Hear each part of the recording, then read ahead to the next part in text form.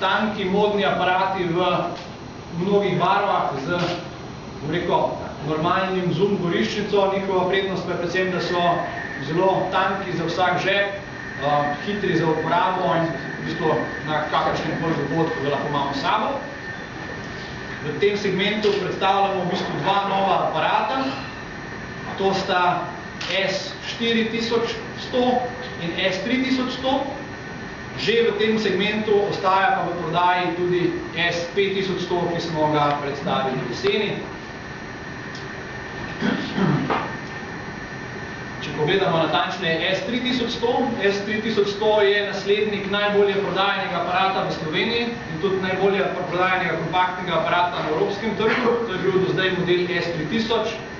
S3000 je res bil za Nikon ogromna prodajna uspešnica, tako v Sloveniji kot tudi v Evropi. Po vseh prodajnih količinah je vedno na prvem mestu vsak mesec in to kumulativno. S3100 zanesljivo bo to tradicijo dobro nadaljeval v prihodnji sezoni. Na voljo je kar v 7 različnih barvah, ponaša se z novim 5-kratnim širokokotnim zoomom in po trenutno izmerjenih standardih je tudi najtanjši aparat, kompaktni aparat na tržišču.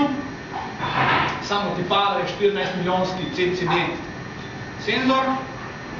Kot omenjeno, 5-kratni optični zoom začne že pri 26 mm, se nadaljuje nekje do 130 mm goriščne razdalje.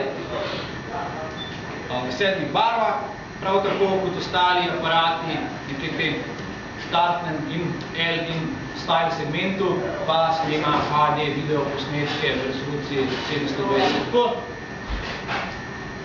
Debelina ohišja, samo 18,4 mm.